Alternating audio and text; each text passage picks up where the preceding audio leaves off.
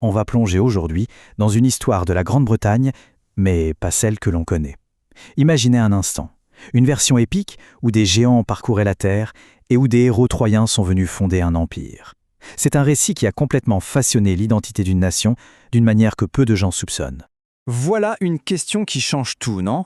On va mettre de côté ce qu'on a appris à l'école. On va explorer un récit qui redéfinit complètement les origines de la Grande-Bretagne, la reliant non pas à Rome, mais à la cité mythique de Troie.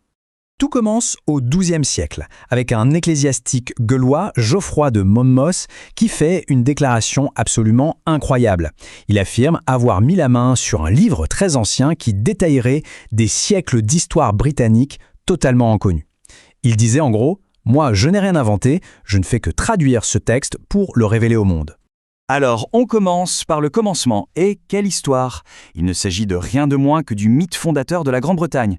Un récit épique qui ne démarre pas sur l'île elle-même, mais dans les ruines encore fumantes de la légendaire ville de Troie. Et au cœur de ce récit, on a un héros, Brutus. Ce n'est pas n'importe qui, c'est l'arrière-petit-fils du grand héros troyen aîné. Son parcours, c'est une véritable épopée. D'abord, banni de sa patrie, il rassemble les descendants des Troyens réduits en esclavage, les mène vers la liberté.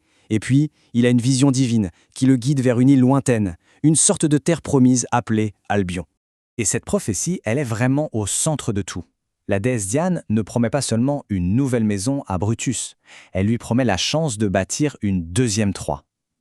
Le problème, c'est que cette île promise, elle n'est pas vide.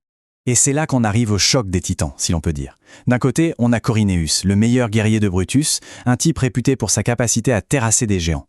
De l'autre, Goémago, le plus redoutable des géants d'Albion, un monstre capable de déraciner un chêne comme on cueillerait une fleur. Le destin de l'île va se décider dans un combat singulier entre ces deux-là. Le combat commence, et là, on se rend compte de la puissance monstrueuse du géant. Goémago attrape Corynéus dans une épreinte douce, et on entend le bruit de ses côtes qui se brisent. À cet instant, on pourrait croire que tout est perdu pour les Troyens. Mais au lieu de l'achever, la douleur, ça le rend fou de rage. Poussé par une montée d'adrénaline, Corynéus trouve une force surhumaine, il se dégage, il soulève la masse incroyable du géant sur ses épaules et il fonce vers le bord de la falaise. Et voilà, c'est comme ça que se termine le règne des géants. Corynéus jette Goémagot de la falaise, son corps s'écrasant sur les rochers en contrebas. Après cette victoire décisive, le peuple de Brutus prend possession du territoire et le rebaptise Bretagne, en l'honneur de son chef. Mais ce livre, ce n'est pas seulement des histoires de fondation et de combats épiques. Non, on y trouve aussi des drames humains, de vraies tragédies, comme celle d'un roi et de ses filles qui, bien plus tard, inspiraient l'une des plus grandes pièces de théâtre jamais écrites. Bien avant que Shakespeare n'en fasse une pièce mondialement connue, il y avait l'histoire du roi Lear, racontée par Geoffroy. L'intrigue est simple, mais terriblement efficace. Un roi orgueilleux met ses filles à l'épreuve, récompense la flatterie, punit l'honnêteté et finit par tout perdre. Il ne sera sauvé que par la seule fille qu'il avait reniée. C'est une histoire intemporelle sur l'orgueil et la loyauté. Et tout bascule avec la réponse de Cordelia. Pendant que ses sœurs se lancent dans de grandes déclarations d'amour, elle dit quelque chose de très simple et de très vrai. En gros, son amour est celui qu'une fille doit à son père, proportionnel à leur lien. Dans son orgueil, Lear prend ça pour une insulte, mais c'est cette phrase qui révèle le véritable amour, celui qui est basé sur le devoir et non sur la flatterie. Alors là, attention, on entre dans une partie du récit qui est peut-être la plus audacieuse. Oubliez tout ce que l'on sait sur la conquête romaine. Dans cette version de l'histoire, quand le plus grand empire du monde est arrivé sur les côtes bretonnes, il s'est fait battre. Imaginez la scène. Jules César, le grand César, qui demande aux Bretons de payer un tribut à Rome. La réponse du roi breton, Cassibellaon, est un défi pur et simple. Il rappelle aux Romains qu'ils partagent la même origine troyenne et qu'ils ne se soumettront jamais à personne. La guerre est inévitable. Et ce qui se passe ensuite, toujours d'après Geoffroy, est tout simplement incroyable. La première invasion de César, une défaite cuisante sur le champ de bataille. La deuxième, un désastre total. Sa flotte se fait éventrer par des pieux cachés sous l'eau dans la Tamise. Le grand conquérant du monde est repoussé, non pas une, mais 2 fois. Alors on peut se demander, mais comment Rome a-t-elle fini par prendre pied? Eh bien la réponse de Geoffroy est simple. Ce n'est pas grâce à la force romaine, mais à cause de la faiblesse bretonne. Une dispute interne entre le roi et l'un de ses ducs va pousser ce dernier à commettre l'impensable. Il invite César à revenir.